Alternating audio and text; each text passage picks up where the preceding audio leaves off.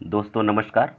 आपकी सफलता ही मेरा मिशन है। ज्ञानकोश एजुकेशन पर आपका अभिनंदन है। सबसे पहले तो मैं अपने सभी चाहने वालों को, इस चैनल से प्रेम करने वालों को, अपने सभी व्यूवर्स को और सभी सब्सक्राइबर्स को होली की हार्दिक शुभकामनाएं देता हूं। और मैं ईश्वर से कामना करता हूं कि आने वाली अगली जो होली है वह आप एक सरकारी टीचर का लेबल आपके साथ लगे, यानी कि आप टीजीटी या पीजीटी या किसी भी मतलब इस तरह के सरकारी जॉब में आप सेलेक्ट हो करके अपने सफलता का परचम लहराएं और अगली होली आप सफल हो करके मनाएं। यही हमारी शुभकामना है।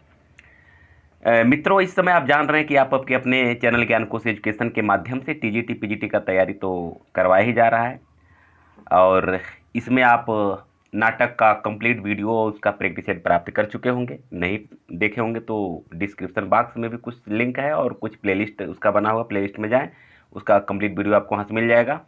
और उसके बाद से फिर अभी उपन्यास अभी चल रहा था। उपन्यास का कुछ शेष हिस्सा बाकी है, लेकिन तब तक काव्यशास्त्र तैयार करवाना जरूरी था, तो हम सोच रहे पहले काव्यशास्त्र का मतलब बहुत इसका दायरा कम है, लेकिन हर एक परीक्षा में 2-3 प्रश्न तो आने ही आने हैं, तो यहाँ से इसको तैयार कर लिया जाए।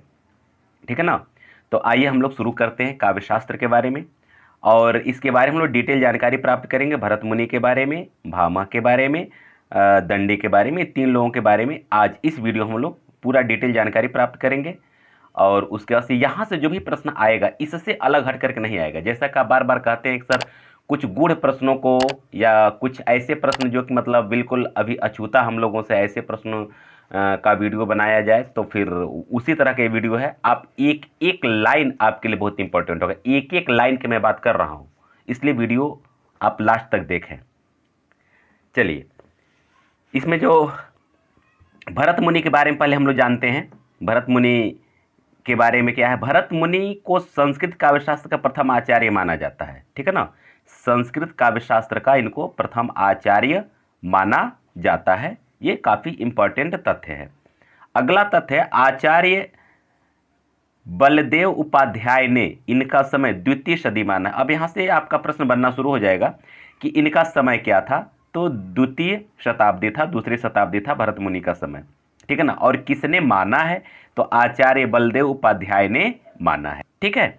चलिए आगे हम लोग देखते हैं। अगर भरत मुनि की प्रसिद्ध रचना की बात अगर किया जाए तो आप जानते हैं नाट्यशास्त्र इनका प्रसिद्ध रचना है। ठीक है ना। और इसमें नाटक के सभी पक्षों का विस्तृत विवेचना किया गया है। ठीक है। आइए आगे बढ़ते हैं। आचार्य भरत ने नाट्य शास्त्र को पंचम वेद कहा। एक प्रश्न यहां से बनता ही बनता, क्योंकि नाटक को पंचम वेद कहा जाता है, तो पंचम वेद कहा किसने है? तो आचार्य भरत मुनि ने कहा है। ठीक है ना। नाट्य शास्त्र में, अब नाट्य शास्त्र के बारे में थोड़ा सा जान लीजिए। नाट्य शास्त्र में 36 अध्याय हैं। कितने अध्याय हैं? 36 अध्याय हैं और लगभग 5000 श्लोक हैं। तो आपके हर एक प्रश्न से, हर एक लाइन से, हर एक पंक्ति से कई कई प्रश्न बन सकते हैं, इसलिए आप यहां से डिटेल जानकारी लीजिए। हालांकि इसका पीडीएफ मैं अपने टेलीग्राम चैनल पर भी डाल दूंगा, आप वहां से चाहे तो डाउनलोड करके और अपना वो खुद का फोटोकॉपी निकाल सकते हैं और अपनी तैयारी कर सकते हैं। ठीक है ना। चलिए, नाट्यशास्त्र में काव्य की आलोचना वाचिक अभिनय के प्रसंग में की गई है। अब देखिए, बहुत अच्छा तथ्य है कि नाट्यशास्त्र में जो है ये काव्य की जो आलोचना जो वाचिक अभिनय के रूप में, वाचिक अभिनय समझ रहे होंगे, जो वाणी से कह करके जो अभिनय किया जाता है, तो वाचिक अभिनय के प्रसंग में किया गया है। ठीक है ना। भरत मुनि ने नाट्यशास्त्र में 10 गुण 10 दोष तथा 4 अलंकार का उल्लेख इन्होंने किया है। क्या किया है? गुण की संख्या कितना माना? एक प्रश्न आपका यहां से बनेगा कि नाट्य शास्त्र में या फिर भरत मुनि ने कितने गुण गुण माना है? तो 10 माना है। कितने दोष माना है? तो 10 दोष माना है। कितने अलंकार माना है? तो मात्र 4 अलंकार माना है। कौन कौन अलंकार माना है? तो यमक, उपमा, रूपक और दीपक। यमक, उपमा, रूपक और दीपक, ये 4 अलंकार ही इन्होंने माना है। 10 गुण, 10 दोष, 4 अलंकार, ये हमेशा याद रखिए। ठीक है ना। इसमें कितने श्लोक हैं? तो 5000। कितने अध्याय हैं नाट्यशास्त्र में? तो 36। इसको पंचम वेद कहा जाता है। ये सब चीज एकदम दिमाग में सेट कर लीजिए। आगे देखिए, नाट्यशास्त्र के षष्ठ एवं सप्तम अध्याय में रस तथा भाव का वर्णन किया गया है। यानी छठवें अध्याय में रस का वर्णन और सातवें अध्याय में भाव का वर्णन किया गया है। और भरत मुनि ने रसों की संख्या कितनी मानी है? तो 8 मानी है। कई बार परीक्षा में पूछा भी जा चुका है, पंचम वेद भी पूछा जा चुका है। भरत मुनि नाट्यशास्त्र में कितने गुण माने, कितने दोष माने, इतना ये भी पूछा जा चुका है। कितने अलंकार माने, ये भी पूछा जा चुका है। अब यहाँ डीप प्रश्नों की बात अगर किया जाए तो यह रस जो है कि नाट्यशास्त्र के किस अध्याय में वर्णित है? तो छठवें में है। भाव किस अध्याय में वर्णित है? तो सातवें में है। ठीक है ना। ये सब सारी चीजें आप खूब बढ़िया से तैयार कर लीजिए। देखिए, देखत में छोटन लगे घाव करे गंभीर, मुश्किल से 5-7 लाइन है, लेकिन यहां से आपका एक प्रश्न भरत मुनि से जब पूछेगा तो इससे बाहर कहीं जाने वाला नहीं है। ठीक है ना। आइए हम लोग भामा के बारे में हम लोग जानते हैं। आचार्य भामा, बलदेव उपाध्याय ने भामा का समय क्या माना है? तो 6वीं शताब्दी माना है। कौन सी शताब्दी माना है? षष्ठ शती माना है, 6वीं शताब्दी माना है। और कौन माना है? आचार्य बलदेव उपाध्याय ने। तो यह भी आप जाने कि किसने 6वीं शताब्दी माना है। और 6वीं शताब्दी का पूर्वार्ध माना, मान लीजिए कि विकल्प में पूर्वार्ध उत्तरार्ध दोनों दे सकता है, तो आप इसको ध्यान रखेंगे कि पूर्वार्ध को ही सही करेंगे। इसको ध्यान रखना बहुत जरूरी है कि भरत मुनि का समय 2री शताब्दी और आचार्य भामा का जो है कि 6वीं शताब्दी है। ये कहाँ के निवासी थे? तो भामा जो है कश्मीर के निवासी थे। ठीक है ना। भामा कश्मीर के निवासी थे। इनके पिता का क्या नाम था? तो रक्रील गोमी। इनके पिता का क्या नाम था? रक्रील गोमी था। ठीक है ना। और सर्वप्रथम भामा ने अलंकार को नाट्य शास्त्र की परतंत्रता से मुक्त किया। मतलब ये पहले अलंकार नाट्य शास्त्र के अंतर्गत थे, लेकिन इन्होंने अलंकार को नाट्य शास्त्र से अलग किया और यह अलंकार संप्रदाय इन्होंने बनाया, और इसीलिए इनको अलंकार संप्रदाय का प्रणेता भी कहा जाता है। बस समझ में आ गई। तो ये सब तथ्य आपको जानना जरूरी है। आगे देखिए, भामा ने काव्य अलंकार नामक ग्रंथ की रचना की, जो 6 परिच्छेदों में विभक्त है। ठीक है ना। काव्य अलंकार आप जानते ही हैं, काव्य अलंकार इनका एक अलंकार ग्रंथ है, और यह जो है कि 6 परिच्छेद में विभक्त है। परिच्छेद मतलब इसको अध्याय आप कह सकते हैं। यह 6 अध्याय में ये विभक्त है। तो यहाँ से 2 प्रश्न आपका बनेगा कि भामा के अलंकार ग्रंथ का नाम और यह कितने परिच्छेद में है? तो 6 परिच्छेद में है। भामा के जो प्रमुख काव्य सिद्धांत हैं वह निम्नलिखित हैं। इन्होंने कुछ काव्य सिद्धांत दिया है, यह मतलब जानना जरूरी है। इसको देखिए दोस्तों। वीडियो कैसा है? अभी तो आप कम ही देखें। वीडियो कैसा है, संकलन कैसा है, गुड़ प्रश्न है कि नहीं है, आपके लिए मतलब कुछ नयापन इसमें लग रहा है कि नहीं लग रहा है, ये सब सारी चीज़ें आप कमेंट बॉक्स में अवश्य करेंगे।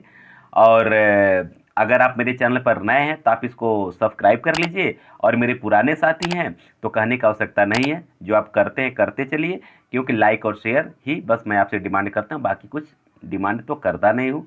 और इतने छोटे से चैनल का आपका इतना ज़्यादा प्यार, इतना ज़्यादा स्नेह, इतना ज़्यादा दुलार, इतना ज़्यादा सम्मान मिल रहा है कि मैं अभिभूत हूँ। आप महान हैं। बस इसी तरह से हम लोगों का साथ बना रहेगा। हम लोग हमेशा इसी तरह से एक दूसरे से जुड़े रहेगा। आप सफल होंगे तब भी मेरा पूरा का पूरा दावा है कि हम आप एक दूसरे से जुड़े रहेंगे, क्योंकि सफल होने के बाद भी हम लोग कहीं ना कहीं हिंदी माँ की अगर पूजा कर रहे, हिंदी माँ के सेवक हैं, तो निश्चित है कि हम लोग एक दूसरे से हमेशा जुड़े रहेंगे। ठीक है ना। चलिए आगे देखिए। शब्द तथा अर्थ दोनों का काव्य होना, माने शब्दार्थों सहितो काव्यम, इनका एक काफी चर्चित ये श्लोक है, मतलब सिद्धांत है, ये पंक्ति है। तो यह शब्द और अर्थ ये दोनों काव्य है, यह इनका सिद्धांत है। शब्दार्थों सहितो काव्यम। आगे देखिए, भरत मुनि द्वारा वर्णित जो 10 गुण थे, भरत मुनि ने कितने गुण की संख्या मानी है? 10। तो 10 गुण के स्थान पर ये मात्र 3 ही गुण माने हैं, माधुर्य, ओज तथा प्रसाद। और आज इन्हीं गुणों को सब लोग जानते हैं, इन्हीं को महत्व दिया गया है, और इसी गुण को ज़्यादा से ज़्यादा विद्वान महत्ता प्रदान किए हैं। इसलिए भरत मुनि द्वारा जो वर्णित जो 10 गुण था, उन 10 गुणों के स्थान पर यह केवल 3 गुणों का वर्णन किए। ठीक है ना। आगे देखिए, तीसरा जो इनका जो सिद्धांत है क्या है? वक्रोक्त के सभी अलंकारों का प्राण माना है। देखिए वक्रोक्त अलंकार को ही हर अलंकारों का प्राण माना है, माने वक्रोक्त अलंकार को सभी अलंकारों से मुख्य माना है, और इनका यह मानना है कि वह सब अलंकारों से मतलब सब अलंकारों से सर्वोपरि है। ठीक है ना। 10 विधि काव्य दोषों का विवेचन किया। ये काव्य दोष, काव्य गुण तो 3 माने हैं, हालांकि आप इसके पहले पढ़ चुके हैं कि भरत मुनि ने 10 काव्य गुण और 10 काव्य दोषों के बारे में जिक्र किए हैं, लेकिन ये भामा जो है 10 के जगह पर अगर गुण की बात किया जाए तो 3 ही गुण माने हैं, लेकिन अगर काव्य दोष की बात किया जाए तो 10 प्रकार के काव्य दोष का वर्णन इन्होंने भी किया है, जो वो भरत मुनि ने किया था। ठीक है ना। आगे देखिए, रीति को न मानकर काव्य गुणों का विवेचन किया। ये रीत को नहीं मान करके काव्य गुणों का ही विवेचन किए हैं। ठीक है ना। तो यह आप मतलब इतना तथ्य ये भामा से है, और इसके बाहर कोई प्रश्न जाने वाला नहीं है। ठीक है ना। बहुत इंपॉर्टेंट टॉपिक है, इसको आप खूब बढ़िया से तैयार करें। आचार्य दंडी के बारे में आइए हम लोग जान लेते हैं। आचार्य दंडी का जो समय है वह कौन सी शताब्दी है? 7वीं शताब्दी है। अब इसी क्रम से आप याद करें, 6वीं शताब्दी भारत का, द्वितीय शताब्दी आपका भरत मुनि का है, 6वीं शताब्दी भामा का है, 7वीं शताब्दी आचार्य दंडी का है। ठीक है ना। और ये कहाँ के निवासी थे? ये दक्षिण के निवासी थे, दक्षिण भारत के ये निवासी थे। ठीक है ना। और सबसे बड़ी बात, दंडी जो है पल्लव नरेश विष्णु सिंह के सभा पंडित थे। पल्लव नरेश सिंह विष्णु, पल्लव नरेश सिंह विष्णु के क्या थे? सभा पंडित थे। और यह अलंकार संप्रदाय से संबंधित थे, मतलब यह अलंकार संप्रदाय से संबंधित थे। और काव्यादर्श इनका जो है कि अति महत्वपूर्ण ग्रंथ है। काव्यादर्श आप जानते भी हैं। ठीक है। काव्यादर्श के बारे में थोड़ा सा जान लिया जाए कि काव्यादर्श में क्या क्या है। तो देखिए, काव्यादर्श में 4 परिच्छेद है। क्या है? 4 परिच्छेद है, और लगभग 650 श्लोक है। ये जानना बहुत जरूरी है। परिच्छेद का मतलब आप चैप्टर समझ सकते हैं, अध्याय समझ सकते हैं। 4 परिच्छेद, 4 अध्याय है, और श्लोकों की संख्या अगर बात किया जाए तो 650 श्लोक हैं। तो आप इसको खूब बढ़िया से समझिए कि अगर नाट्यशास्त्र में श्लोकों की बात किया जाए तो 5000 है, अध्याय की संख्या कितनी है? 36 है। ठीक है ना। और अगर भामा का जो काव्यालंकार है उसमें परिच्छेदों की संख्या अगर किया जाए तो 6 परिच्छेद इसमें है। ठीक है ना। और यहाँ आप पढ़ रहे हैं कि परिच्छेद 4 हैं और श्लोकों की संख्या कितनी है? 650 है। तो ये सब जानना आपको बहुत ही जरूरी है। और जो 4 परिच्छेद हैं वह क्या क्या हैं, थोड़ा सा इसको भी हम सोच रहे हैं कि आपको बता ही दें तो बढ़िया रहेगा। अगर अगला पहले टॉपिक देख लिया जाए, दंडी जो है कि ऐसे प्रथम आचार्य हैं जिन्होंने वैदर्भी तथा गौड़ी रीति के पारस्परिक अंतर को स्पष्ट किया तथा इसका संबंध गुण से स्थापित किया। ठीक है ना। आचार्य दंडी ऐसे प्रथम आचार्य हैं जो वैदर्भी तथा गौड़ी रीति के पारस्परिक अंतर को स्पष्ट किया। पहले सब एक में था, लेकिन इसके अंतर को इन्होंने स्पष्ट किया और इसका संबंध गुण से स्थापित किया। तो अब जो है कि थोड़ा सा हम लोग जान लेते हैं कि इनका जो है कि इन लोगों का जो परिच्छेद है, तो हम सबसे पहले आपको बता दे रहे हैं कि जो भामा का जो परिच्छेद है, जो 6 परिच्छेद है, इन 6 परिच्छेद अर्थात 6 अध्यायों में किन किन विषयों का अध्ययन किया गया है, ये मतलब क्या क्या उसमें किए गए, इसको भी थोड़ा आप जान लीजिए। तो देखिए, प्रथम अनुच्छेद में, किसमें? प्रथम अनुच्छेद में मैं किसकी बात कर रहा हूँ? भामा की बात कर रहा हूँ। भामा के प्रथम अनुच्छेद में जो है यह काव्य साधन, किसका जिक्र किया गया है? काव्य साधन, काव्य साधन का जिक्र किया गया है। लक्षण तथा भेद का जिक्र किया गया है। काव्य साधन, काव्य के लक्षण और काव्य के भेद। ठीक है ना। लक्षण तथा भेद, ये इतने चीजों का जिक्र पहले अध्याय में किया गया। यहां से प्रश्न आ सकता है। मैं एकदम गूढ़तम चीजों तक आपको लेकर के चल रहा हूं कि इसके बाहर कुछ आने का मतलब इससे बाहर कोई प्रश्न बनेगा ही नहीं, तो पर आएगा कहां से? तो इसलिए गूढ़तम चीजों को जाने। अब आइए, द्वितीय जो इनका परिच्छेद है, जो द्वितीय परिच्छेद है, द्वितीय परिच्छेद में अलंकार निरूपण का वर्णन किया गया है। किसका वर्णन किया गया है? अलंकार निरूपण, ठीक है ना, अलंकार निरूपण का वर्णन किया गया है। अगर इनके तृतीय परिच्छेद की बात किया जाए तो तृतीय परिच्छेद में जो है हाँ, तृतीय परिच्छेद में भी इसी का वर्णन किया, मतलब यानी कि द्वितीय और तृतीय ये दोनों में अलंकार निरूपण का ही वर्णन किया गया है, इसको जानिए। और चतुर्थ, अब बच रहा है चतुर्थ अनुच्छेद। तो चतुर्थ अनुच्छेद की बात, अनुच्छेद का मतलब परिच्छेद आप कह सकते हैं, इसमें 10 दोषों का निरूपण किया गया है। किसका निरूपण किया गया है? 10 दोषों का निरूपण किया गया है। 10 दोषों का निरूपण इसमें किया गया है, ठीक है ना।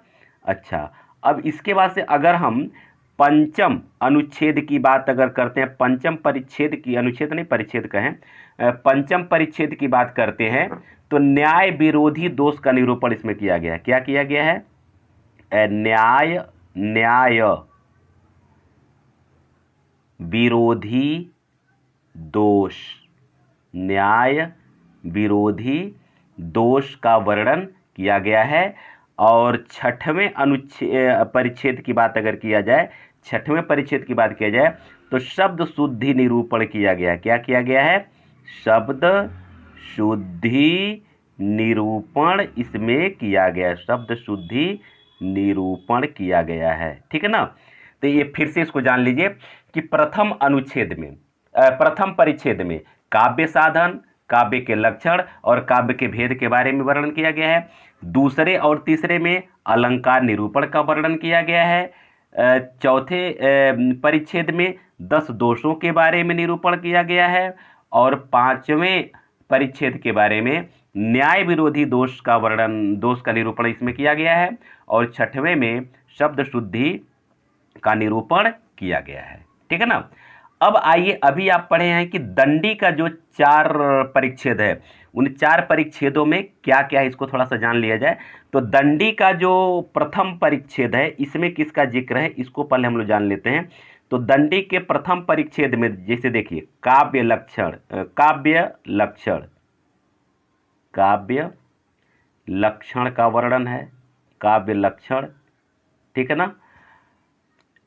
काव्य के भेद, काव्य लक्षण, उसके भेद, रीति, रीति का भी वर्णन प्रथम अध्याय में ही किया गया है। और तथा गुण का भी वर्णन इसी में किया गया है। रीति तथा गुण का भी वर्णन प्रथम अध्याय या प्रथम परिच्छेद में ही किया गया है।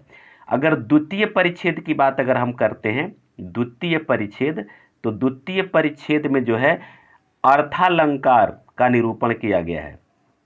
किसका निरूपण किया गया है?